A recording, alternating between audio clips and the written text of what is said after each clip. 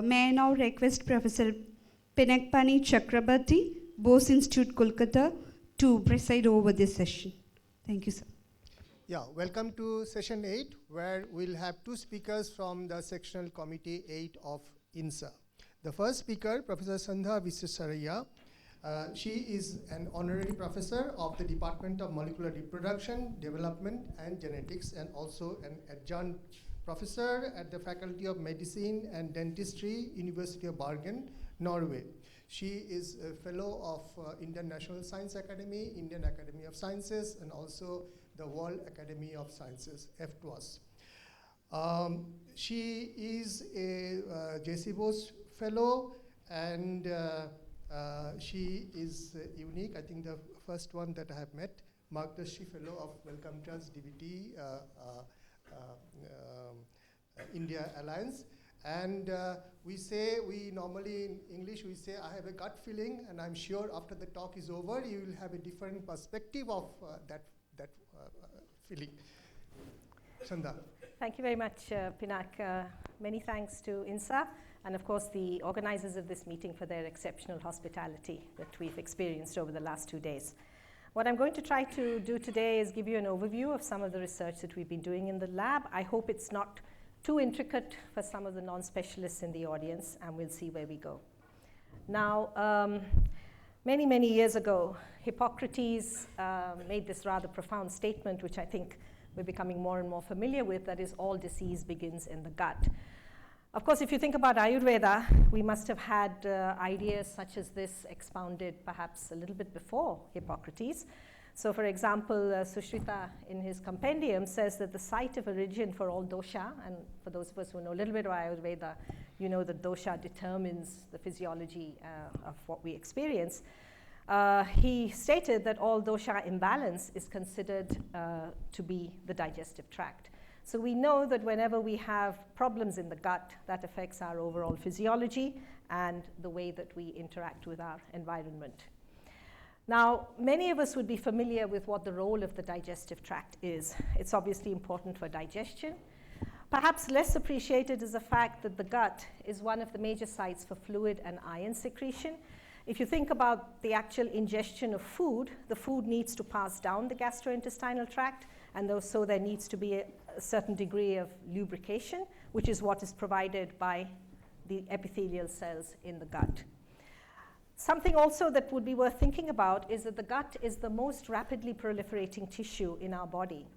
Now, the gut is lined by a series of cells called intestinal epithelial cells, and it's known that they regenerate every 4 days. So every 4 days, we're almost sloughing off the entire lining of the gut and replacing it with a fresh layer of epithelial cells.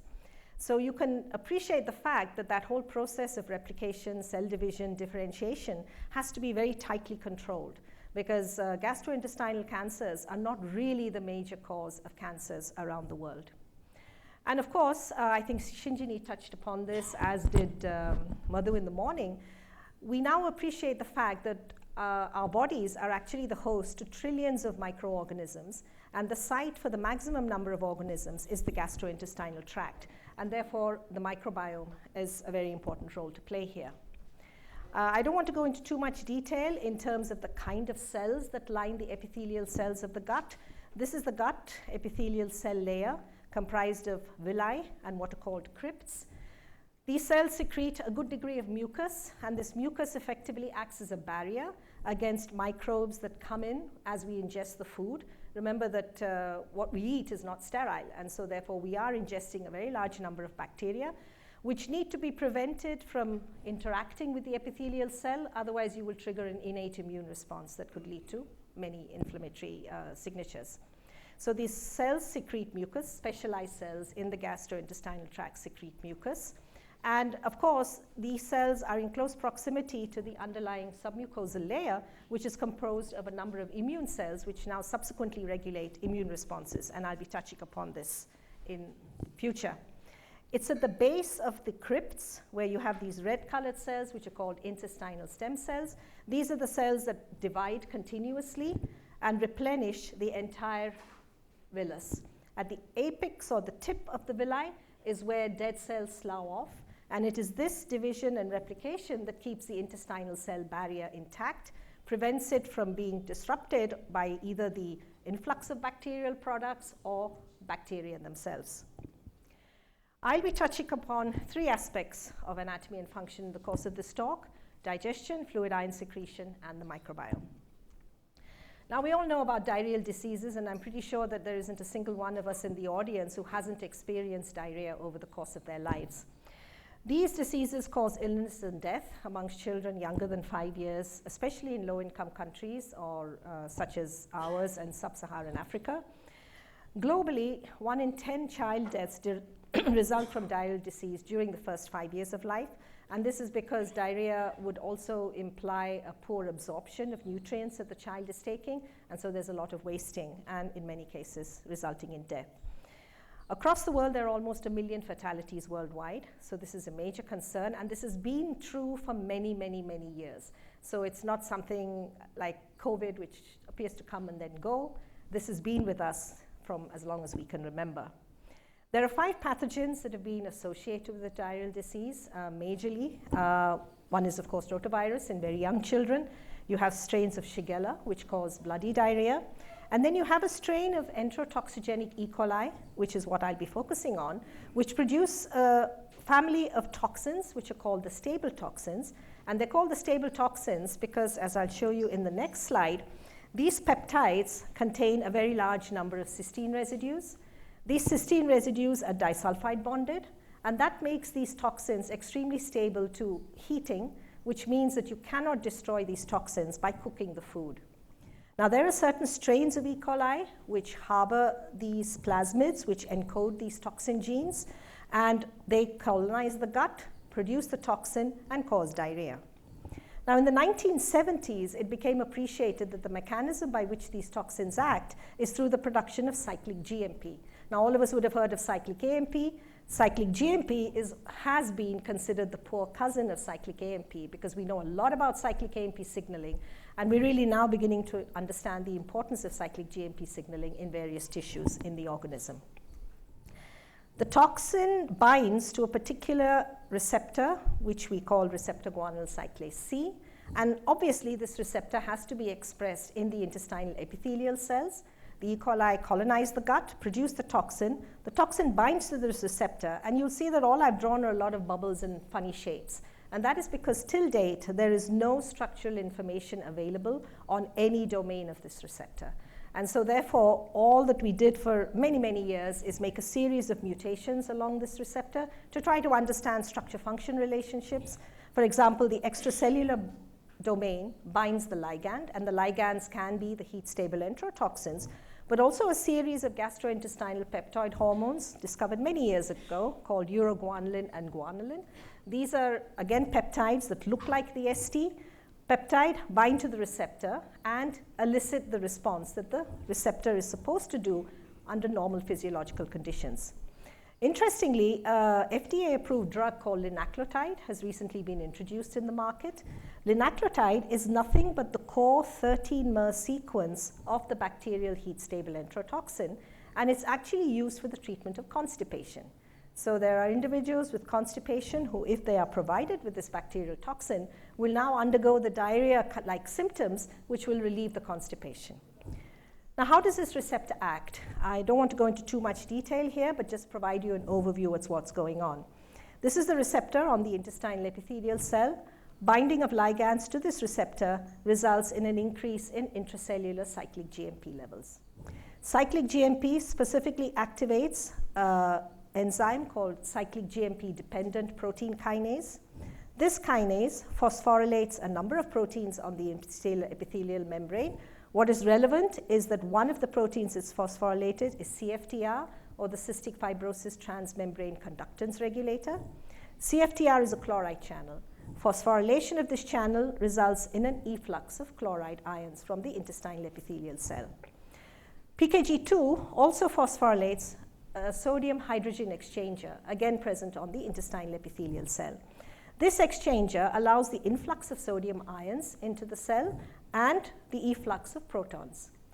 Phosphorylation of NHE3 inhibits this channel, And therefore, there will be an accumulation of sodium ions in the lumen of the gut, which, along with chloride ions, as a result of activation of CFTR, results in an osmotic imbalance.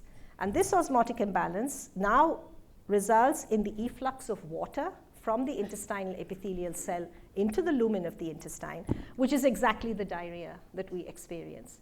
And therefore, for those of you who heard government proposed therapeutics, they always suggest that you take a little bit of sodium, a little bit of chloride, a little bit of glucose to be able to control some of the watery diarrhea mediated by these toxins. Now, there are other aspects of this receptor which I'll not be touching upon in this talk. For example, I spoke to you about the highly proliferative capacity of the intestinal cells. So we've shown that GCC regulates cell cycle progression in these proliferating cells. We've also shown that this receptor has an important role to play in infection by bacterial pathogens such as Salmonella typhimurium and the mouse pathogen Citrobacter rodentium, which is a model for EPEC-mediated diarrheas.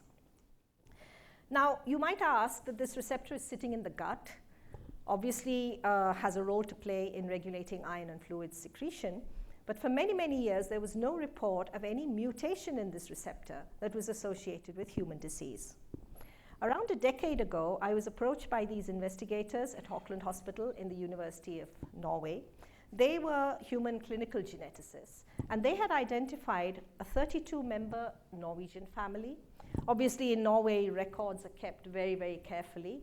And they realized that this family was beset with problems of diarrhea right from childhood onwards. These people experienced an average of 3.6 stools per day. Some of them even experienced 20 stools per day. This was watery diarrhea that they went through. They were of loose consistency associated with abdominal pain. Many of them had to undergo very severe surgical procedures in order to be able to relieve the difficulties that they experienced in the gut. They experienced ileal inflammation, twisting, adhesion, and so this required rather serious surgery. Many of these patients were diagnosed with Crohn's disease, which many of us know is, and I'll talk a little bit about, is inflammation in the gastrointestinal tract. So what these clinical geneticists did when they realized that there appeared to be a genetic association, please note carefully that this appears to be an autosomal dominant mutation because you had one affected individual marrying an unaffected individual and the children were both affected. So this is an autosomal dominant disease, and through classical genetic approaches, they homed in on a region of chromosome 12. They looked at the genes in chromosome 12 and observed that guanyl cyclase C, or this particular heat-stable enterotoxin, was encoded at that locus. This was the only gene in that locus that had been shown to be associated with diarrhea. So they sequenced the entire gene and found a single base pair change which resulted in the conversion of a serine residue at 840 position into isoleucine. Now, this residue lies in the guanyl cyclase domain, or the domain that actually produces cyclic GMP. This is when they wrote to us because they had obviously looked at some of our work where we had done a series of mutational analysis across the receptor, and they asked us if we'd be interested in characterizing this particular receptor, this particular mutation. And as you might anticipate, when we made this mutation in the human receptor, we found that the production of cyclic GMP was higher in the receptor following ligand stimulation. So what do we think is happening in these patients? This receptor is hyperactive, stimulated to produce higher levels of cyclic GMP than what is required, and cyclic GMP now elicits the diarrhegenic cascade that I told you about through activation of CFTR and inhibition of NHE3. Now, this was the first report published of a mutation in this receptor, which was correlated with human disease. Now, when you publish in journals like this, clinicians start to notice, and therefore, over the course of some years, other clinicians approached us. This is a particular group that was working at the University of Innsbruck in Austria. They wrote to me about 4 children that they had identified which had childhood diarrhea right from infancy. And they said, okay, let's sequence the GCC gene, and they found a number of variants there. This is one such child which harbored a mutation at R792S. You can see that this particular bloating of the peritoneal cavity was as a result of fluid accumulation. The fluid had to be drained immediately after birth so that the child could breathe, because there was a lot of pressure applied on the lungs here. And when they wrote to us about this mutation, we of course characterized all the ones that they had identified, and as you'd expect, many of them were hyperactivating. But I'd like you to note two mutations here. This particular child with the R792S mutation, even in the absence of ligand, elevated levels of cyclic GMP were observed. So this was an activating mutation that was ligand independent. There was another mutation at 11775P, which also showed elevated cyclic GMP levels, even in the absence of ligand. And while the R792S showed huge production of cyclic GMP on ligand stimulation, this L775P mutation was unresponsive. So there are nuances in the kinds of mutations that this particular receptor shows.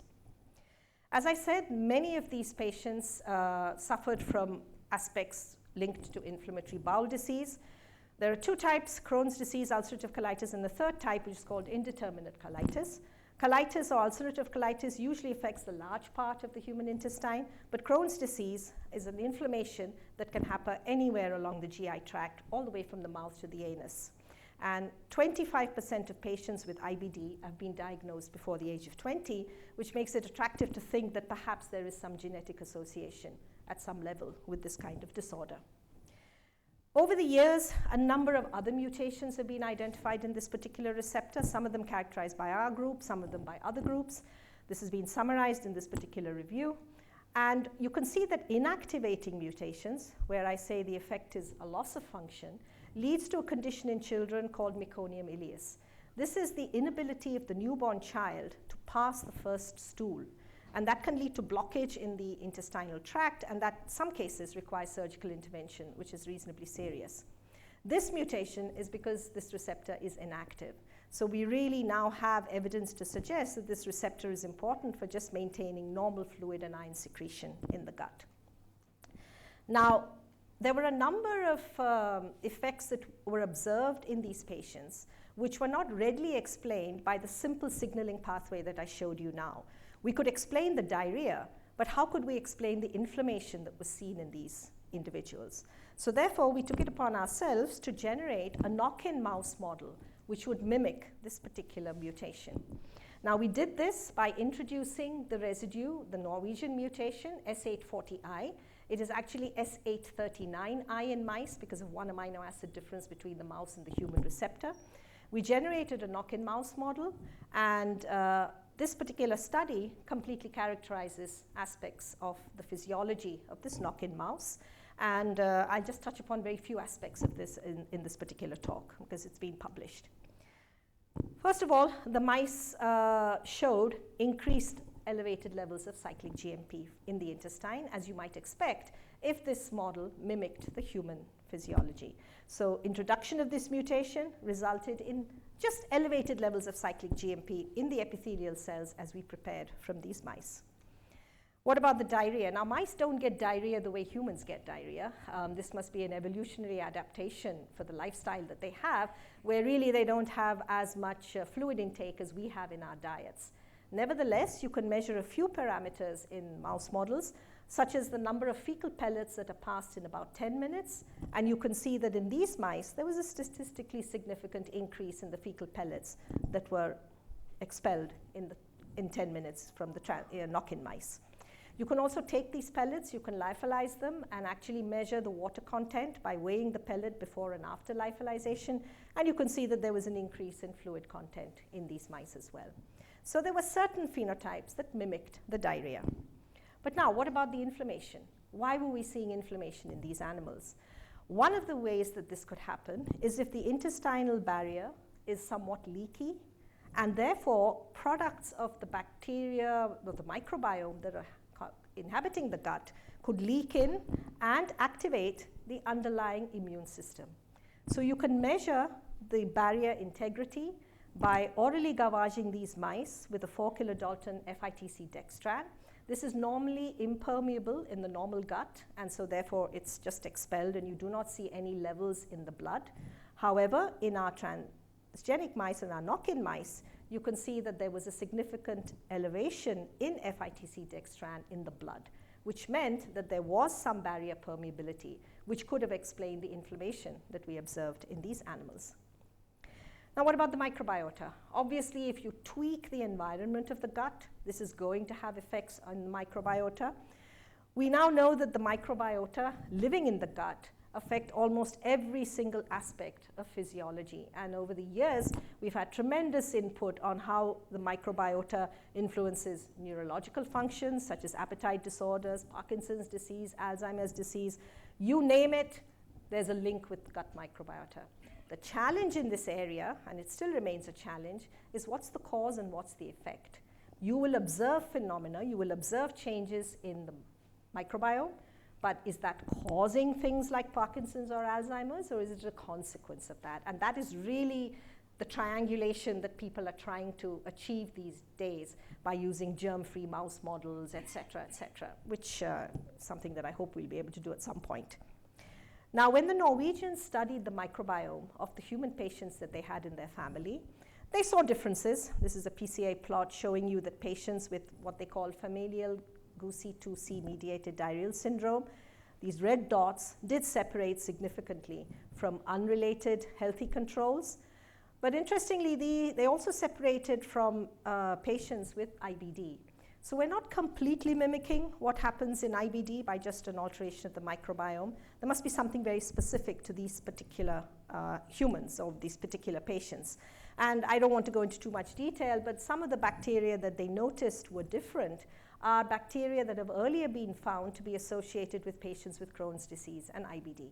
So there was some link between changes in the microbiome and the disease or the physiology or of the phenotype of these patients. Now, we had our mice, so it was easy for us to do a fecal microbiome analysis. And you can see here again that the microbiome of our knock-in mice was significantly different from the microbiome of the wild-type mice. Of course, you can really dig deep into what are the genera that are different between these two mice.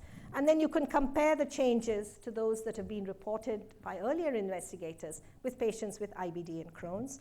And you could see that some of the changes, of course, the mouse microbiome is not identical to the human microbiome, but nevertheless, there are certain strains that are affected. For example, we see a very significant difference in lactobacillus in these mice, and Madhu touched upon the importance of lactobacillus in her talk as well. I'm not very sure whether we could ever use this as a probiotic, because we've tried to gavage these mice with lactobacillus, and it doesn't colonize. So there's something else in the environment of the gut that prevents the colonization of even good bacteria, like lactobacillus. Now, obviously, these are changes that are happening at the microbiome level. What's happening at the intestinal epithelial cell level? And so what we did was look at overall gene expression profiles in the gut of these mice. And I'm really showing you a small summary of what we observed. But you can see that many of the changes, blue means downregulated, red means upregulated, many of the changes in pathways that were associated with some of these molecules was very similar in our knock-in mice as well as patients with colitis. So we had now identified at least a molecular understanding of what was happening as a consequence of hyperactivation of GCC in the gut of these mice. One of the signatures that we observed was the induction of STAT1. And so for those of us who are familiar a little bit with the immune system, STAT1 activation is a signature of an innate immune response, and we found significant activation of S in our transgenic mice. And furthermore, there are downstream targets of STAT1 transcription factor, which were also upregulated in the gut of these mice. This was true even in the ileum. What I've shown you so far is the published data, which we've worked with the colon, but we've gone on to ask questions related to the ileum, because if you remember, I told you that one of the major consequences of individuals with mutations in this receptor was ileocecal abnormalities. So there was something happening in the upper gut of these patients, and so therefore we said that let's focus on the ileum. Again, very similar changes in gene expression between the knock-in mice and patients with Crohn's disease. And here again, in the ileum, we found a very significant activation of STAT1 as well as its downstream targets. We looked at pro-inflammatory cytokines because we now argued that there must be a basal level of inflammation in the gut. These are ELISAs done with extracts from the gut of these mice, and you can see that a number of deleterious cytokines were upregulated in the gut of these mice. So we had generated an inflammatory signature in these mice contributed by activation of the receptor. All right, so now are we going to be able to move away from the mouse, and are we going to be able to try to be able to understand something that's happening in vitro models? So what we did was we prepared, is this the first one? Yeah, so, right, so we prepared organoids. Now this is a technology that has been in use for many, many years through the elegant work of Hans Clevers. We prepared organoids from wild type and knock-in mice and treated them, which I hope it works. Oh dear. That's what I want. Ah, right, okay. So we treated them with the stable toxin in vitro. And what I want to show you here, if you can appreciate it, is the ballooning of these organoids prepared from knock-in mice. And this is a consequence of the influx of fluid and ions into the lumen. So each of these actually it's a little mini gut. So it's a closed system where you have the lumen of the gut into which the epithelial cells now project. And when you treat them with the toxin, you can see that in these knock-in mice transgenics, you see a very significant increase in the ballooning of the organoids, which is reflective of the increased. These are just isolated from the gut epithelial, small intestinal epithelial cells. Through suitable environmental conditions in matrigel, you can form these organoids from presumably a single stem cell that was there in the gut at that time. Now, right, so is this whole swelling that we're seeing specifically because of activation of cyclic GMP and mediated via CFTR? So you can use a cell-permeable analog of cyclic GMP, so you bypass the receptor completely, and you can see that you can induce swelling in these mice. If you now put a CFTR inhibitor, you can see that the cyclic GMP-mediated swelling is via the CFTR, because you do not see any swelling in CFTR-inhibited organoids. And if you treat the organoids with a PKG2 inhibitor, again, you can see that there was no swelling. So we had the whole pathway mimicked in these particular organoids in this way. Now, obviously, after understanding a lot about the molecular basis for this whole treatment, we wanted to ask what happens to, is there a way that we can treat these patients, at least to alleviate the diarrheal phenotypes? Now, I think we've heard Bhan mentioned a lot of times by Shinjini, and I think she might have been involved in this work at that point of time. But many years ago, this was the first report as to how zinc supplementation in young children with acute diarrhea alleviated the symptoms coming out of India.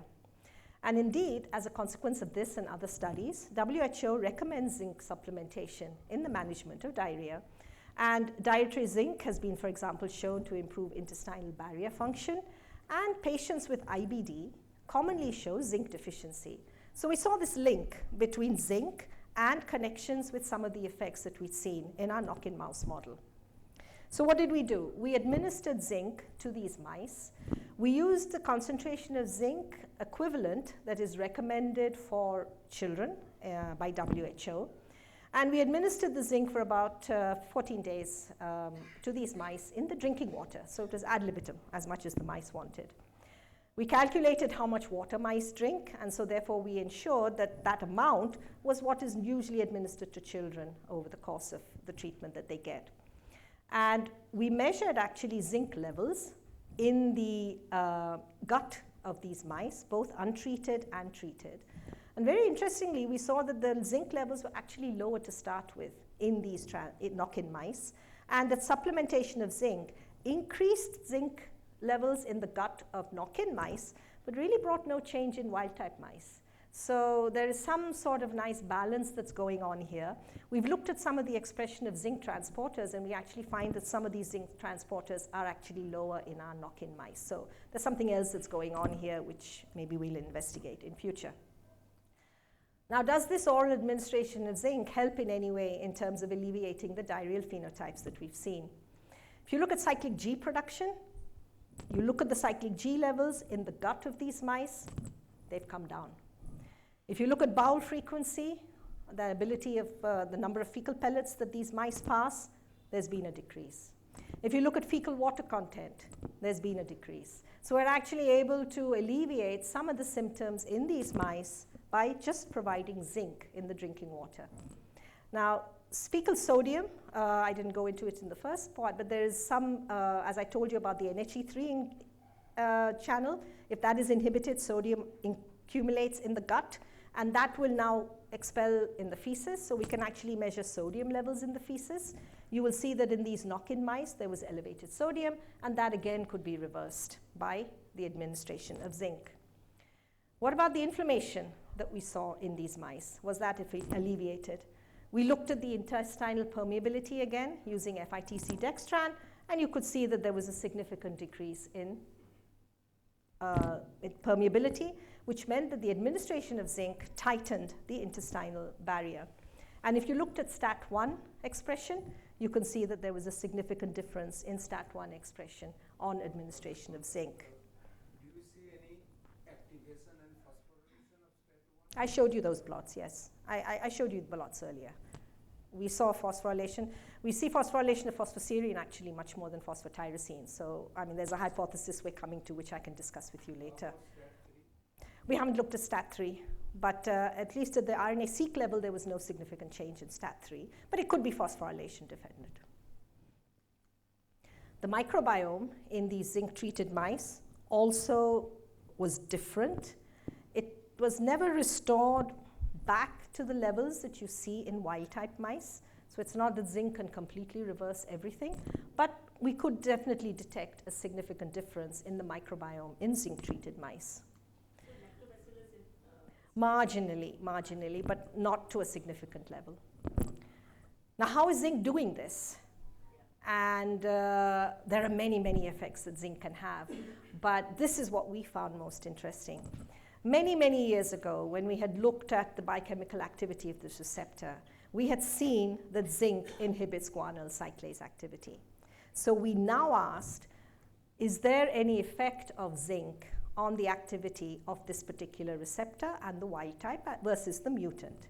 And this is what we found really fascinating. The wild type receptor is inhibited by zinc, but the IC50 for the mutant receptor showed a leftward shift. In other words, it was far more sensitive to zinc inhibition than the wild type. Do we understand this at the structural level? No, not yet, but we certainly hope we will at some point.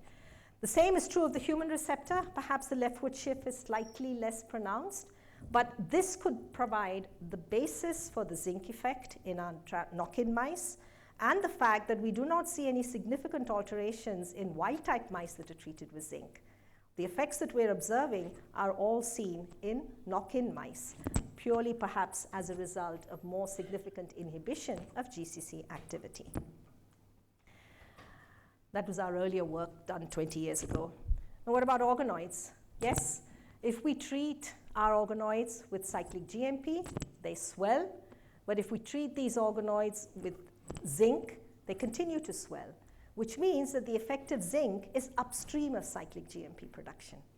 And that is why we think that the main effect of zinc is through inhibition of GCC, which makes cyclic GMP, right? So this is not an effect that's happening downstream at the level of what PKG2 is phosphorylating, et cetera, et cetera.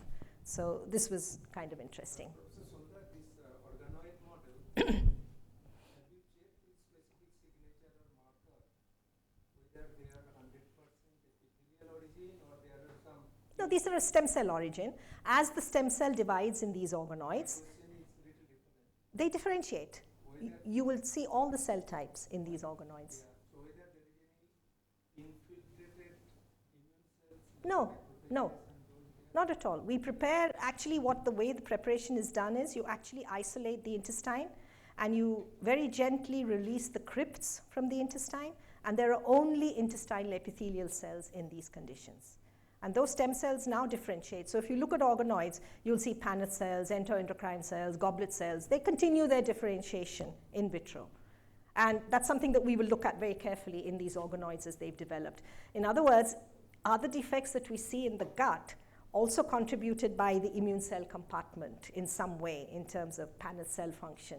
And are we able to see that in the organoids? We may not be able to, because it could be, that's just an isolated system.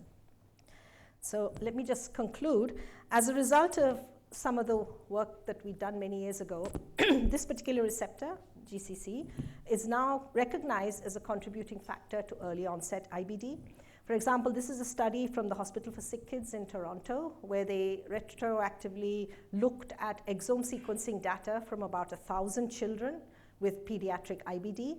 And when they looked for known variants in proteins or genes which were associated with diarrhea, 6% of those with monogenic variants, and there are upward of nearly 200 loci now associated with IBD, 6% of them also contain mutations in GCC.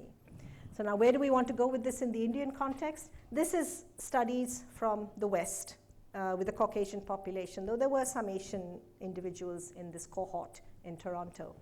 But talking to gastroenterologists or pediatric gastroenterologists here in India, they tell me that they do see a number of pediatric IBD patients, and when they send their samples for exome sequencing, variants or the commercial report that comes back to them says that they do not see any known variant. So there's something very unique in our cohort of patients, and what we propose to do through collaborations with clinicians around the country is to be able to do at least 100 exome sequencing of pediatric IBD patients along with their parents. So it'll be a trio analysis, which we're doing with Strand Life Sciences in Bangalore, in order to be able to provide the first, perhaps, detailed genetic understanding of what causes IBD in the Indian population. So this is a summary. I've shown you that mutations in this receptor can underlie Crohn's and IBD. Our knock-in mouse serves as the first preclinical model to test the effects of mutations in this receptor. We've been able to identify downstream targets of cyclic GMP in intestinal epithelial cells. Most importantly, obviously, the burning question is there no inhibitor of this receptor which could help? As of now, there is no known antagonist of GCC at the level of ligand binding. I've shown you effects of zinc. And so there are no effective inhibitors, and what we're looking for now is structural elucidation, with which we've initiated a collaboration with a cryo-EM person in the University of Bordeaux in France, and hopefully we'll soon have some information at the structural level. Before I finish, I'd like to acknowledge, oh my gosh, it's got cut. I'd like to acknowledge a very large number of people who were indispensable to this particular study. Dr. Najla Arshad was the first one to characterize the human mutation. Vishwas contributed very importantly to the developing of this mouse model, along with Avipsa and Yashika in the lab. Shashi Kiran, who's now in France, she did most of the microbiome analysis and brought that microbiome technology to the lab. And these are other students who are currently involved in the work that we're doing. My collaborators, of course, the Norwegian collaborators who initially initiated us with mutations. Andreas Janicki from Innsbruck, Austria, who brought to our notice the fact that children, so it's not just a familial thing, these are de novo mutations that appeared in these kids, unfortunately. I have collaborators within the Institute, collaborators in Imperial College London who are also interested in aspects of this work, and this is my collaborator who's going to hopefully try to get the structure of this particular receptor. Funding, of course, Indian government funding, but I've also been fortunate to receive support internationally from the Bill and Melinda Gates Foundation, who contributed to the generation of this transgenic mouse model, since it was at that time of interest to them in terms of understanding diarrhea in countries such as ours. Thank you very much, and I'd be happy to take questions. Thank you. Can I ask a question? Yeah, sure. Maybe Come back. Yeah. Sandhya, thank you very much. This is really interesting. Just want to complement some of the stuff that you spoke about at the human level. The zinc, firstly the zinc question. So we did these large studies where we actually gave zinc in treatment of diarrhea, because it works in prevention of diarrhea, but giving a zinc as a preventive strategy in the country was something that was difficult to put together. But when we gave it to children, it worked across pathogens. So we had enterotoxigenic E. coli, which we characterized, but it worked as well in E-Tech as it worked in Great. rotavirus. And so that was one thing that we never understood where that action was happening. Obviously, there's a gut action, which we agree, because when we gave it to zinc in treatment of young infant sepsis, we published that data in Lancet recently, we weren't able to find a difference in those who didn't have diarrhea. So zinc, infants with diarrhea, with sepsis, zinc worked. So there was something happening at that level. Yes. So just to... Absolutely, thank you. Yeah. The third thing I just wanted to add that when we've done colonoscopies and endoscopies in children who don't have florid diarrhea or intractable diarrhea as we call it, but even with mild abdominal pain, the gut is always in an inflammatory state. And that is something we, again, and this begins very young. I mean, we've biopsied babies as young as 3 to 4 months. Yes. And they are in an inflammatory state. So I think a lot of this fits in. So many of these children, they experience this severe diarrhea in the early stages, but by the time they get a little older, the diarrhea seems to cease, but the inflammation persists. Yeah, so I just wanted to add one last thing is that a cohort follow-up of such children would be an ideal thing to do, and rather than cross-sectional data, because there you'll have a story coming in. So hopefully with the clinicians that I'm working with, especially in Bangalore, Dr. Sahana Shankar from NH Narayana, she will be able to do some sort of follow-up. Following our mutational analysis, when we do get the exome sequencing, we would be able to follow up these kids for the mutations that they may can harbor. Early, very early, yes, absolutely. But you know, one of the things she tells me is that usually these children come to the doctor in their 2nd or 3rd year because the parents would have tried all sorts of things beforehand to try to let the child retain food. And forgot to mention that many of these children with these variants, mutations, they cannot retain anything that they're given orally. So they're completely dependent on parenteral nutrition, which we can't afford in India. And so in India, we lose these children. And this I heard when I first gone to CMC Vellore and spoke to the gastroenterologist there. They said, yes, we see a number of these children, but it's of not much relevance because we can't do much for them and we lose them.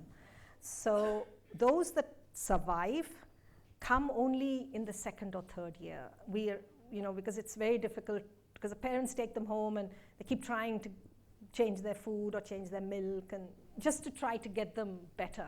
And when things don't get better, that's when they come to the doctor. So we have problems in our country which, That's why you need to start. Absolutely, yes. Yeah, maybe the next.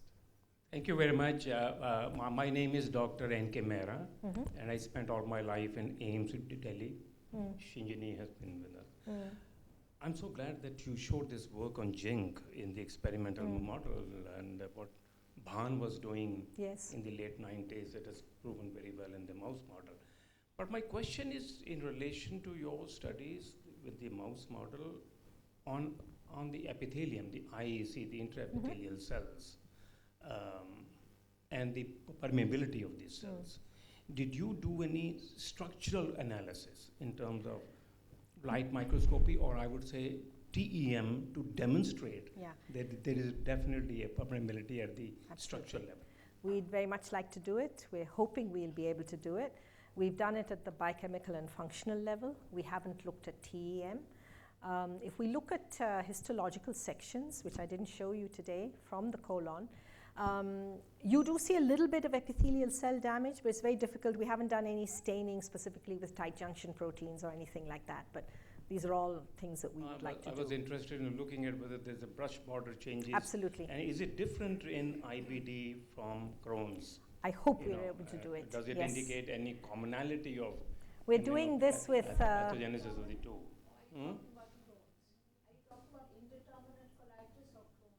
No, she was showing the model of IBD oblique Crohn's. IBD oblique Crohn's. Yeah, IBD would be Crohn's, but I mean, IBD could also be non-Crohn's. So we've done some TEM with Dr. Anna Pulimuth in CMC Vellore, and we haven't looked closely at the blush border because one of the things I didn't mention here is that Paneth cells in these mice Yes. are defective. We do not see as much lysozyme in these Paneth cells, and very interestingly, they get restored when we give them So zinc. that will become And so clear you can from your see, TEM yes, studies, from the yeah. TEM, you can clearly see that the Paneth Okay. cells, I didn't show We'll you move to that the next data. question. Move to the next, yeah, Shubhati. So you told about that change in the microbiome in the wild type and mutant animals. So you told about that the breaching of the barrier may cause inflammation. So usually the inflammatory responses are triggered by PAMPs, which are released by the. Do you think that the change in the microbiome is changing also the PAMP pattern? If you see the pattern of the microbiome which you get in the mutant, do you see like? So what people are doing now, and they're trying to develop methods to do this bioinformatically, is because you know at the species level or the genera level what bacteria are present. You can now, with the information available, look at the genome sequences of all of these bacteria, and you can predict various products from these bacteria. There are programs called PyCrust and Pilifin which can be used, and we can do that. But the whole problem is whether the microbiota is a focal point for intervention at any point. I think what we're seeing in our mice is that the gut itself is aerobic and therefore not really conducive for the cultivation of good bacteria which are anaerobic, such as lactobacillus. So, but yeah, for sure, I mean, I'm certain that there will be something detrimental there. Okay, Dr. Dixit. Oh, maybe Deepak, and then no, you quick question, and then the microphone will come here. Okay, thank you. Is it known if there's some ions are required for the cyclase activity? Yes, it's a divalent magnesium, So could magnesium or manganese. Zinc be substituting for Yes, and that is what I think is happening as to why we're seeing the inhibition. As I said, structurally we'll know only later, but we've also shown that zinc inhibits adenyl cyclases as well. There's a lot of sequence similarity and possibly structural similarity between adenyl and guanyl cyclases. So it's most probably zinc is replacing the divalent that? If cation. the catalytic aspartates or glutamates Yes. are mutated, and if zinc doesn't mind if they are Yeah. mutated, that would tell you quickly. But the problem with mutating those residues, it makes the enzyme inactive. And we've no way of testing it then unless we have the structure. But maybe you can check for binding. We can talk about it Yeah, later. yeah. The last But question. you need tons of protein, which we don't get. So, you know, that's the problem. We cannot express any domain in E. coli to high levels. Everything is insect cells or mammalian cells. So excellent talk, Sandhya. Actually, I was interested in knowing whether the guanylate cyclase you're talking about, is it a soluble or the membrane No, I'm bound? sorry. Maybe I didn't make it clear. It's a membrane associated. It is membrane That's why it has an extracellular ligand Because binding what I was domain. thinking Yes. is that INOS knockout mice also have IBD. Yes, absolutely. And there is a microbiome difference. Lactobacillus is Interesting, affected. very nice. Yeah, I'll look yeah. up that literature. But of course, the soluble cyclase, while it may not be the predominant cyclic GMP producer in the intestinal epithelial cell, it'll definitely be important in the submuscular level, muscle Or cells. maybe for the inflammation. Possibly, because, Because the it whole is thing an is working inflammatory together. And even within the lymphocytes, those macrophages and T But you lymphocytes. never measure the nitric oxide levels here. We never measured nitric oxide levels. We've measured the immune cell component in these mice, and we do see differences by FACS analysis. I didn't want to go into that So which detail here. particular, So we immune find cell an you see more? increase in macrophages. There doesn't seem to be a change in neutrophils or overall T cells, but I'm thinking that we may need to start looking at ILCs, you know, the intraepithelial lymphocytes, 2 and 3, raw gamma T positive, T beta positive, I mean, that very complicated stuff. We'll Because have to start when doing you were that. talking about, I think there is a difference between the GC response and the inflammatory response. I think It is- we would there like is- to propose that one is a consequence of the other. Okay, I mean, that mechanistically, that's what we're hoping we'll be able to prove at some point. thank you. Okay, yeah. Thank you, Professor Visweswariah, for a wonderful talk. Thank you, And Pinak. we move to the second speaker, Professor Desiraju and Rao. And as he goes to the stage, let me say he wears many hats in his head. As a researcher, he has been with the biochemistry department since 1989, where he retired in 2020. He is an administrator. He was the chairman of the Division of Biological Sciences, and also now the president of Society of Biochemists, and a teacher because he is the scientist in charge at the second campus of IISc. And yeah, Professor Rao.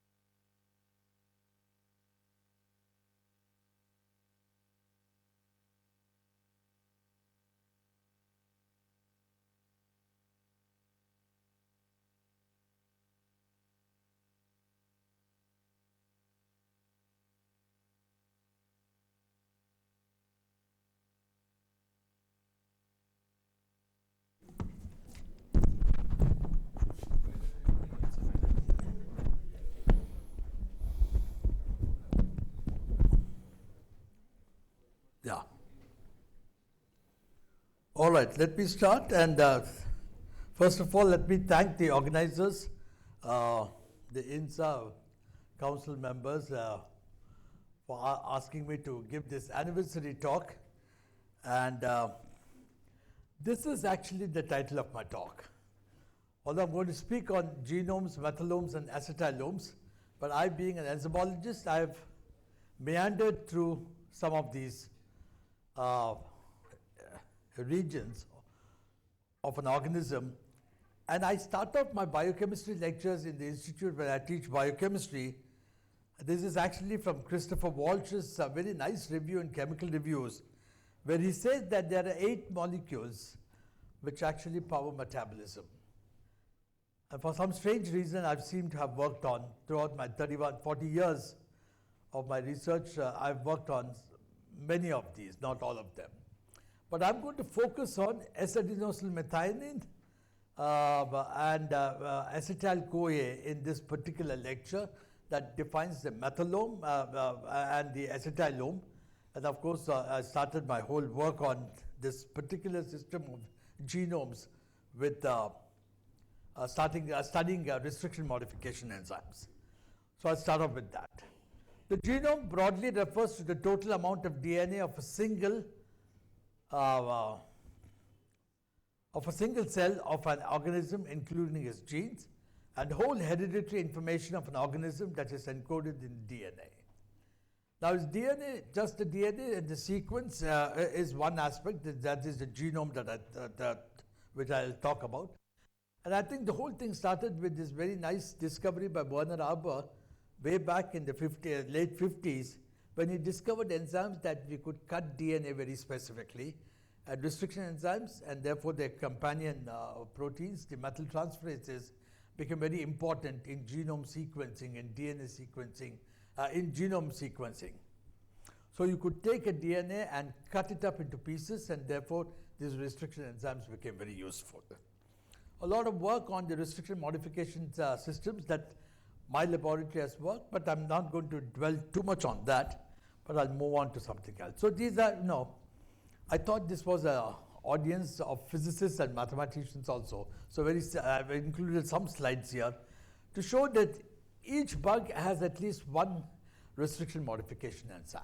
And the purpose of a restriction modification enzyme in a bug is actually for defense purposes, in the sense that if an external virus like a phage comes in, it's actually chopped up by restriction enzyme, and the host DNA is protected from these restriction enzymes by methylating, by putting a simple methyl group either on cytosines or adenine. And that is the whole thing about the methylation that you have. So you can use restriction enzymes, a number of them. There are about 5,000 now that have been isolated, studied, and then they're actually sold. Many of them are sold, and people use that, and you can actually create a restriction genome map.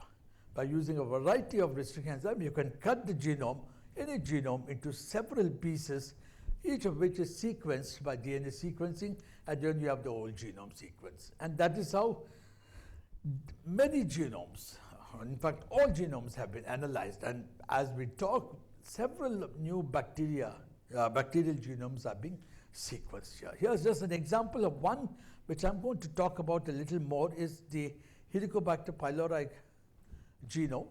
And in 1997-98, 2 strains of H. pylori were sequenced, complete genome sequence.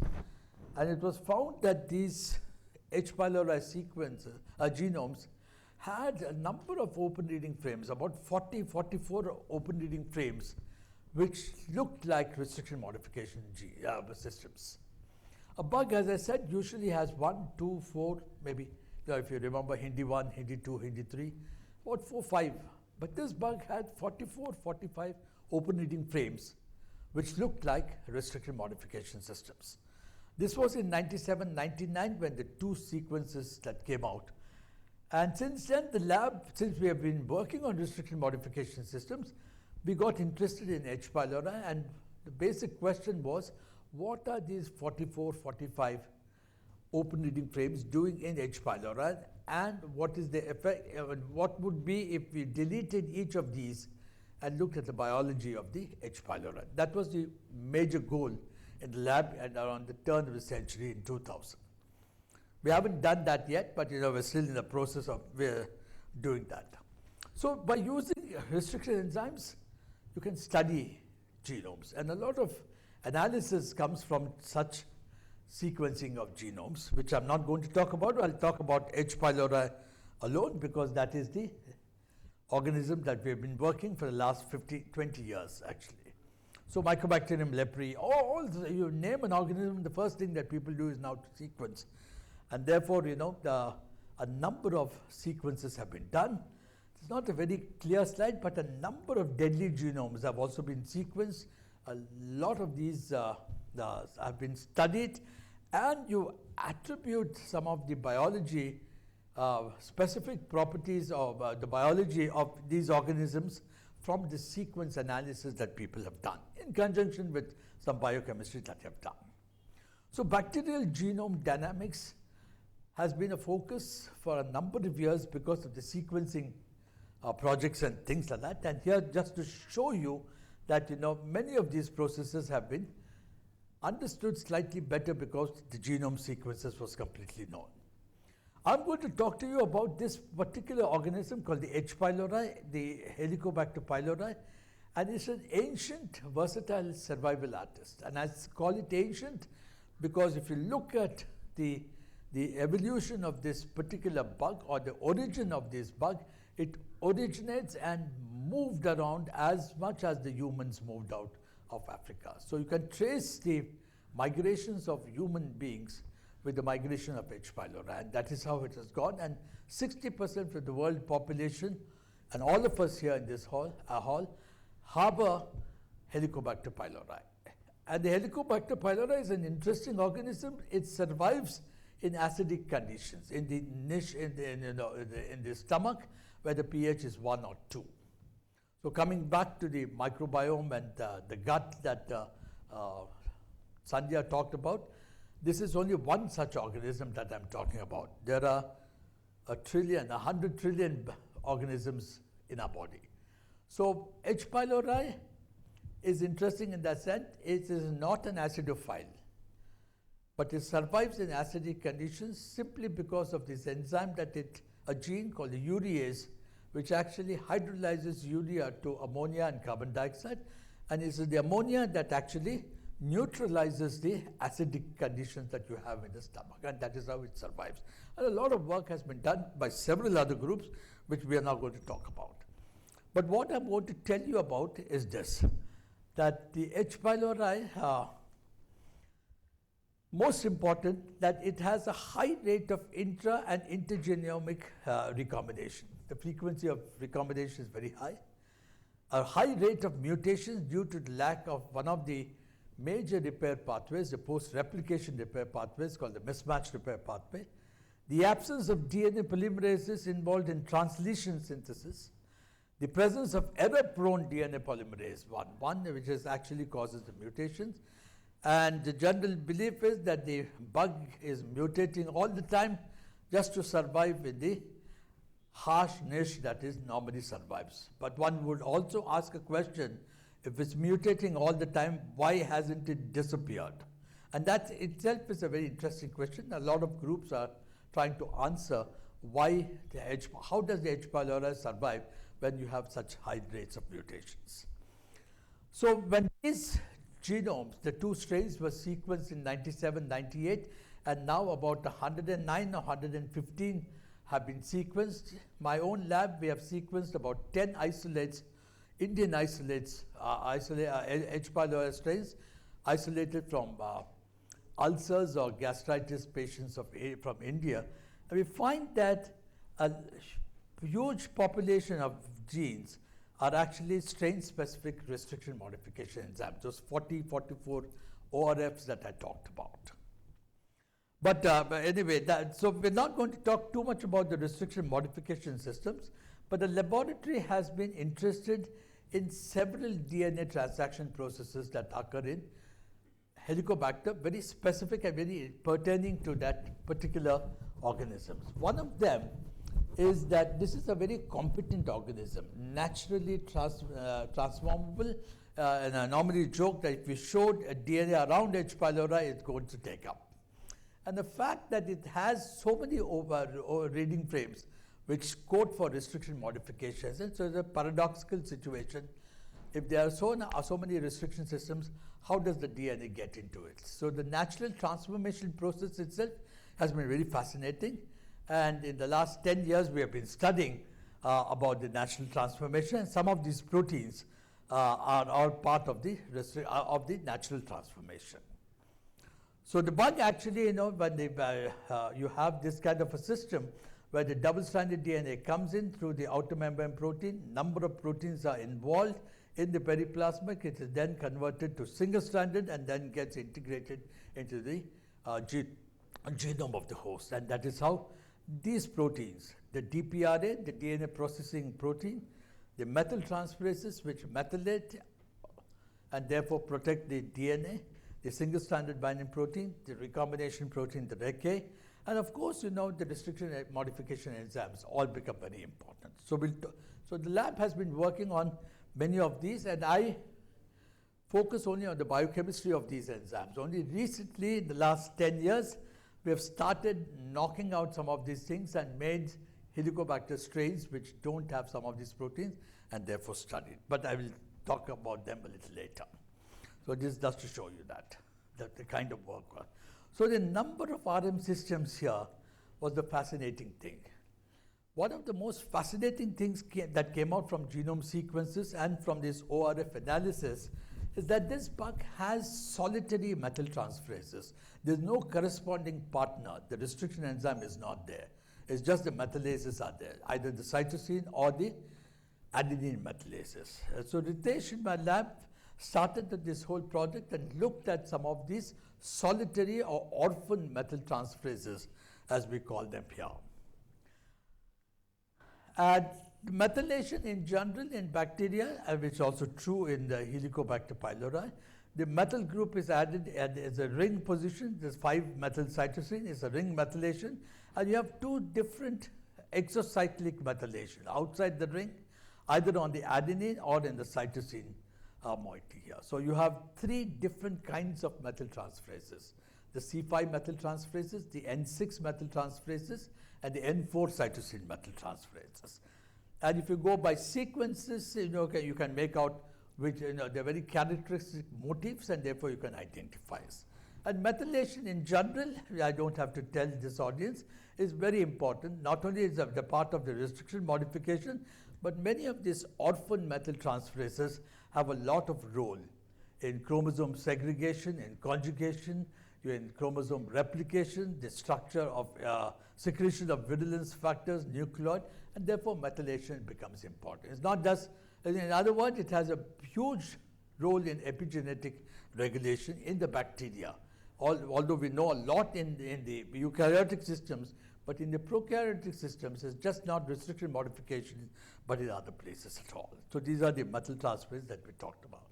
So Ritesh actually picks, I'm going to take one or two examples. This is a methyltransfer, an open reading frame, which we call as 1369. They annotate it as 1369 and 170. There are two different open reading frames. But if you look at the sequence, very interestingly, it has half the methyltransferase domains, motifs, and the other one has the other half of the typical methyltransferase domains. And the distance between, there's a gap of about 10 guanine residues between the 6,9 and the 7,0. So Ritesh actually put the 11th one, and the whole methyltransferase now comes into a picture and is a functional methyltransferase that he characterized.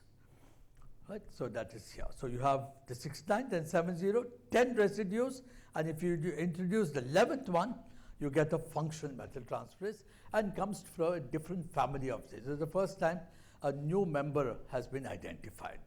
So we looked at the biochemistry of some of these methyltransferases. In other words, the Helicobacter pylori has these things. Mutations occur, you have new proteins that are secreted. And that is where the beauty of this system is, of this organism, that you, every time you dig into the stomach and isolate a Helicobacter pylori strain, you're in for a good chance of getting new enzymes, because these kinds of mutations or things occur. So we characterized and showed that this is an important protein. About the time when we was doing these methyltransferases, this whole base modification, a very nice technique called the SMRT DNA sequencing came up, the single molecule real-time sequencing, where you can actually do, you can detect the bases which are actually methylated. I'm not going to go into details of the technique, but the SMRT sequences tells you which cytosines are methylated or which adenines are methylated, N4, C5, N6. And you can get a methylome now, not just a genome sequence, but you get a methylome sequence. So that is what the single molecule sequencing helps, and this is what, these are the two strains that were first identified when the methylome was done, sequencing was done, and they found this. Now from methylome sequencing, and by using some clever bioinformatics approaches, you can actually identify motifs and then say this particular bug, depending on these motifs, are C5 methyltransferase, are they the N5, the N6, because of the nature of the motifs and present. And they're very well done. And we use some of this technique to study one of the methyltransferases. The methylomes of at least 230, this is an old number, but now I think more than 400 methylomes of prokaryotes have been completely determined, and you can actually study all the methylase genes that are present here. From one such analysis in H. pylori, we found out from these kind of analysis that there was a methyltransferase which was a part of the restriction modification operon, which actually had two methyltransferases and a 1R gene. Usually it's 1R and 1M, but this guy had two M's and 1R. And very quickly we studied that, and the R and the M here, the R and the two M's, are flanked by inverted repeats, so the whole cassette can be removed. And therefore many strains don't have this particular RM2 arrangement at all. So that is how the bug throws off things and acquires things, and therefore you have restriction modifications there all the time coming up in these organisms. So Sumit in my lab actually studied some of these these methyltransferases and the restriction enzyme. And if you look at, this is a type 2S restriction enzyme, where the sequence is specific, but the cutting is away from the sequence, not like the typical type 2 enzymes that we know. So this is an interesting, and it methylates one adenine on the top strand and cytosine in the bottom strand. So you have a variety of these variations in H. pylori genome, and we think that this is important in some way. We don't know exactly that it plays a role in. So he did some very typical, simple experiments using antibodies to the cytosine, the N4, the N6, and N5, C5, and showed that the strains which don't have this, we actually knocked them out and showed that these things don't work, and figured out that the importance of this system that reduces the natural transformation, which is important in H. pylori. So I'm not going to discuss too much, but this is the recombination frequencies that was done. Now, if you knock out the N4 cytosine methyltransfer, because a lot of work has been done with N6 and C5, very little work on the N4 cytosine, and therefore modification of this kind actually regulates global gene expression in H. pylori, and this is a simple transcriptome analysis that he did, RNA-seq experiments to show this kind of differences. So just to show you, for example, in H. pylori, the wild type where you have the 2 M's and the 2 R, there's on and off phase variation. When you knock out one of them, there's recombination event. You have all sorts of variations of strains that are present in your stomach that can exist together and form different kind. And therefore, the methylome is going to be completely affected by the presence or absence of active methyltransferases, things like that. A lot of the H. pylori work in the lab, in fact, everything has been in collaboration with Ashish Mukhopadhyay at the National Institute of Cholera and Enteric Diseases. He taught us how to grow H. pylori, how to do the in vivo experiments and things like that. And a Cephipra project that I had with Pablo Radicella at the Atomic Energy in Paris, that we did some of the work on the actual knockouts and trying to reconstitute some of these proteins. I'll now shift to something else that in the last 5 years, my last student, I have graduated 25 students so far. It's not too much. But I have stopped doing research 2 years back, and so this is the last part of the work that's been going on in the lab, is on looking at acetylation post-translation modification in proteins, and we looked at H. pylori. And I must tell you that Sandhya, Nagaraj, they've all showed the importance of acetylation in several pathogenic organisms. So we looked at H. pylori. Nobody had studied so far. And protein acetylation is bacteria is now a hot area in life sciences, in prokaryotic biology. And there are proteins that acetylate residues, the lysine residues. And you have also enzymes called deacetylases, the COB-B in prokaryotic system, which remove the acetyl group. One of the things that one has to remember during acetylation, a bulk of the acetylation is also done non-enzymatically, and the presence of acetyl phosphate, which does this non-enzymatic acetylation, is an important factor to consider when you talk about the role of acetyltransferase, the enzymatic role.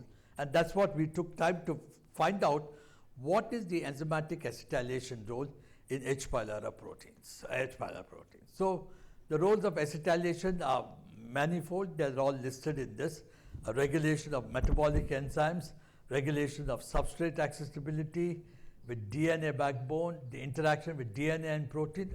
Lots of these are affected. And I think, a lot of nice work done from several laboratories to show. And the first thing that we did, we took a number of strains from Ashish's lab in NICD, did a very simple experiment, did SDS page electrophoresis of proteins, and then probed it with an anti-acetyl lysine antibodies. And therefore you get this pattern. These are different strains, but here you have to worry about non-enzymatic acetylation. But whatever be the case, you find the acetylation profile is quite different in different strains of it. We went on with this and studied this process during growth of mid-log phase and stationary phase, and we find differences of proteins that are acetylated or not acetylated. We did an acetylome analysis of the mid-log and stationary phase, and typically you get a huge set of proteins which are acetylated, which are not acetylated, or which don't have a change in acetyl profile. And this is what the kind of analysis that Amrinder, my last student, actually worked on, and showed that some of these proteins become very important. A lot of virulence proteins in H. pylori are acetylated. But I must tell you that the acetylome and the proteomics approach that we have is a good thing, but you need to verify them, and and therefore Amrinder picked a lot of these proteins. It so happens that many of these proteins were the ones which we were working in the lab, the DPRA protein, the methyltransferase, the helicase proteins and things like that. So we verified these proteomic analysis, the acetylome analysis, the mass spec data, which actually purified proteins, purified the acetyltransferase, and did a number of these experiments to show that this was indeed, that acetylation played a role in enzymatic activity of the helicase, the ATPase activity, the unwinding activity, or the methyltransferase activity. I must tell you that the effect of acetylation is not dramatic. We get at the maximum 3 or 4-fold in activity, by and large 1.5 to 2-fold. But I think this small effect, this increase, does play a lot of role in this. And the whole idea with Pablo Radicella's lab is that we knock out this acetyltransferase that we have identified, and then look at the protein profile and natural transformation, which is still going on. I don't have data for that. So if you look at bugs, that many of these pathogenic bacteria have about 14%, and even the Helicobacter has about 14.84%. This is our study. But you look like bugs like Vibrio cholera, for example, 37% of the proteins are acetylated. So acetylation in prokaryotic biology is now becoming very, very important. So this is the summary slide. This is the protein. We actually crystallized this protein with Ram Kumar and then worked on the biochemistry and found out the reverse way we did. And we have also purified the deacetylase and then trying to study the process of DNA repair, the natural transformation and things like that. This will bring to an end of my talk on the science part of it, but I want to talk a little bit about something that I've been doing in the last 2 years ever since I left Bangalore. The Institute of Science in the centenary year in 2010-11 acquired a piece of land, 1,500 acres land, which is about 3.5 times the land that we have in Yashwantpur or Malleshwaram in Bangalore. It's in a place called Chalekere, and the idea of the new campus, it started off with this, that we will do something different and not replicate what's in the Bangalore campus completely. And we started here, we means Balram and Professor Hegde, who was the Dean of the Science at that time, started the science teachers training at all levels. This is at the high school teachers level, the PUC, the +2 teachers, the BSc and the MSc teachers, and it's only science and mathematics. And this is the old building. This is an abandoned Australian sheep farm. This was completely renovated. We made labs and things like that.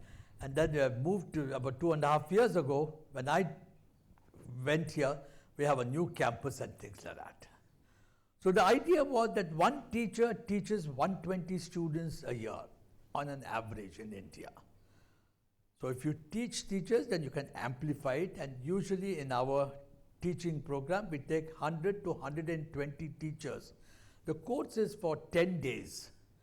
And in the science, we teach them physics, chemistry, and biology, and a whole set of different teachers for mathematics, where they keep solving problems all 10 days. The science teaching is basically doing experiments, very little of blackboard teaching. There is some blackboard teaching, but everything is done by experiments. So we have converted the NCERT books, every sentence into an experiment. And all the teachers, the 100, 120 in a batch, do the experiment. For example, the Charles law, Boyle's law, Gay-Lussac's law, anything in chemistry, in biology, photosynthesis, oxygen coming out, carbon dioxide going, all sorts of, everything is experiments. So that is how we do this, and I think it's a very unique way of teaching teachers and not students and things like that. So I call it as a Chalikere experiment because we have started this whole thing in Chalikere, and it's been extremely satisfying. We have done about 17 or 18,000 teachers so far in the last 12 years.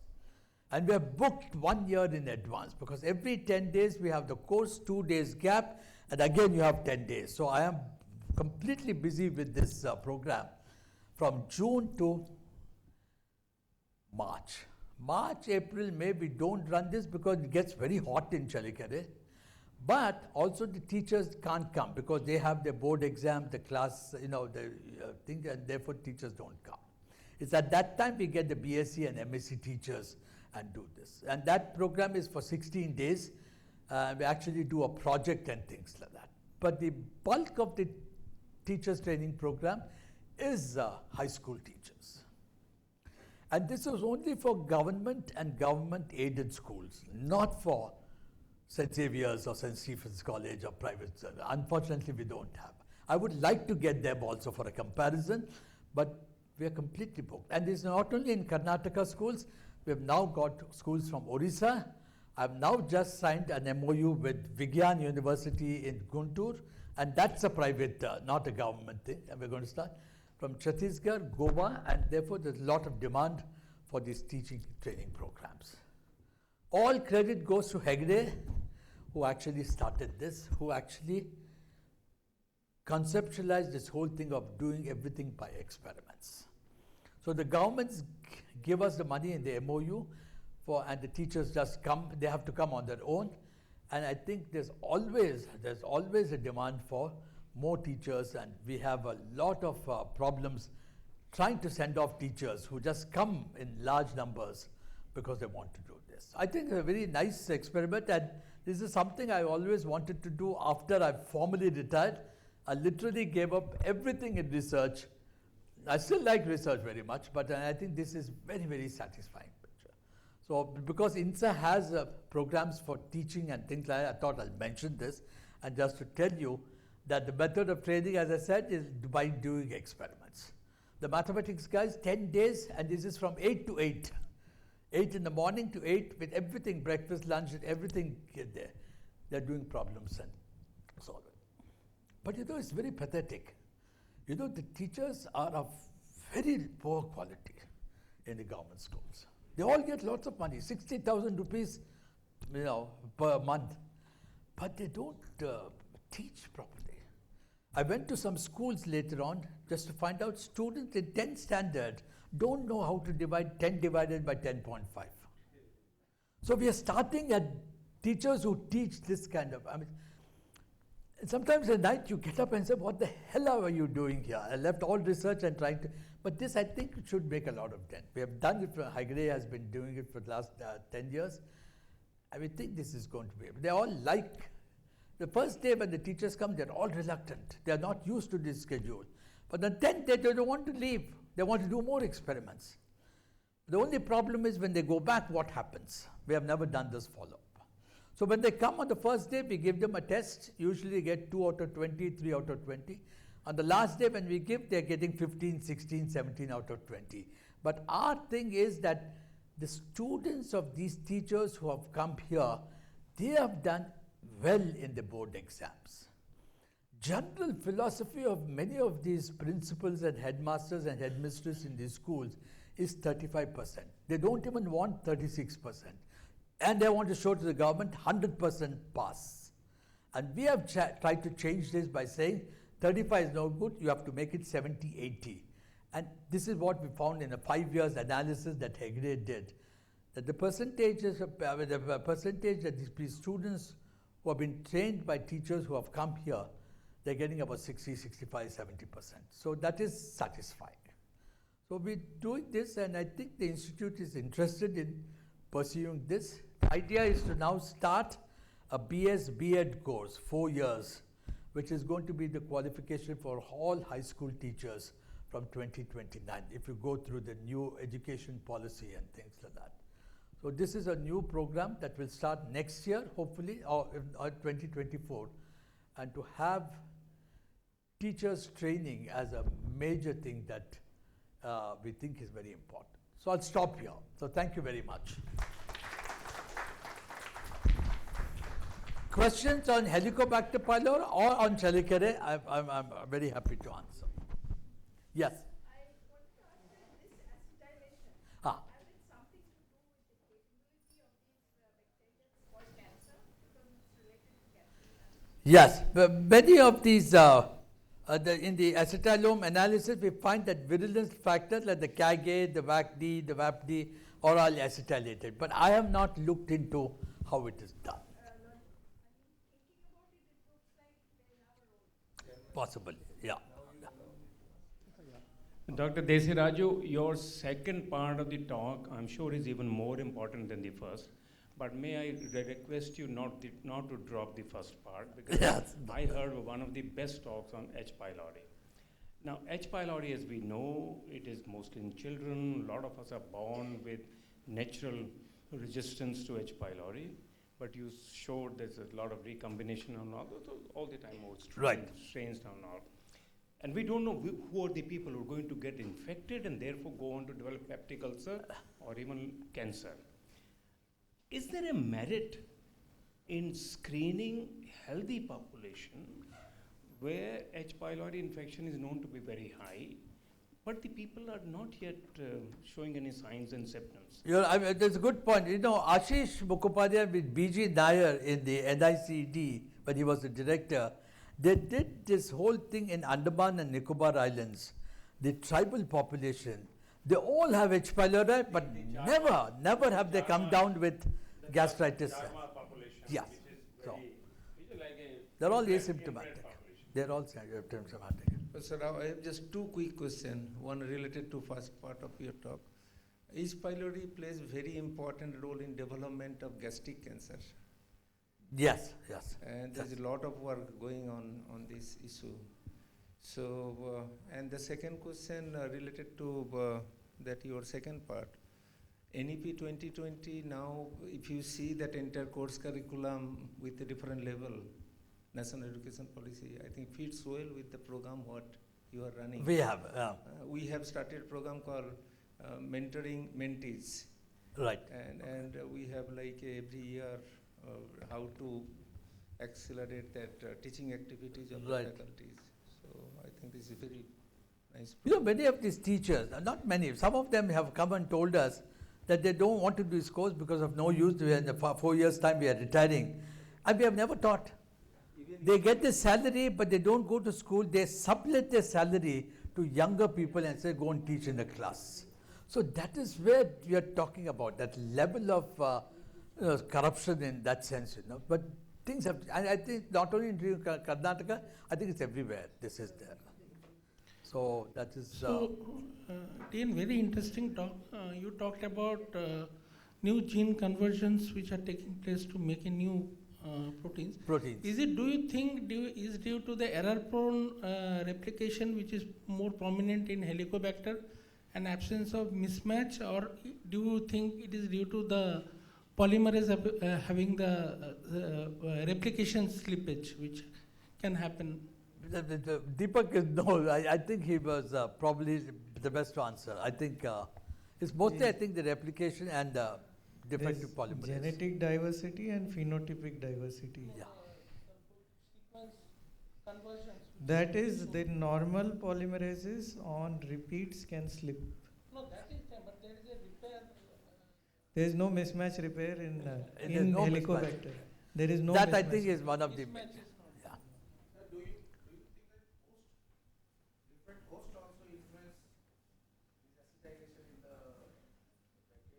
I haven't looked too much into that, Subir, but I'm sure it has. It must play a role. I'm sure it is. Because that's how somebody gets the susceptibility. Right.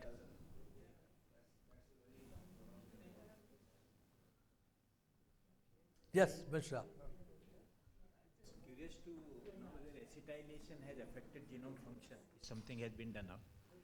Acetylation has been shown. Acetylation, deacetylation, it's mimicking close to the epigenetic regulation in eukaryotic system. Right. Whether in bacteria also such thing affected. Is something has been done or not? Sandhya? The acetylation can affect the genome function, let's say gene expression, etc. The way. Yes. In That is what bacteria, we in said, bacteria. yeah. In Yeah, in bacteria. In Similar, like at least Nagaraj has shown some Yeah, of those okay. nucleosome binding or forming proteins. Okay. The They're change. also acylated, all of those things. Our whole thing will come out very nicely if once we have a mutant of the deacetylase and then show some of these functions. And We're a waiting very for that. quick question on fundamental aspect. There are Whether 4, but we picked one. These methylases, do they interact, have the partner, or they work in solo in the system? No, we find there's an interaction between some of the metal transferases get acetylated and then the activity is changed. And we show physical interaction, in vitro, of course. Yeah, I think let's thank Professor Rao and also Professor Visweswariah for a wonderful talk. And we break for lunch. Thank you. Thank you so much, Professor Chakrabarti, for chairing this session.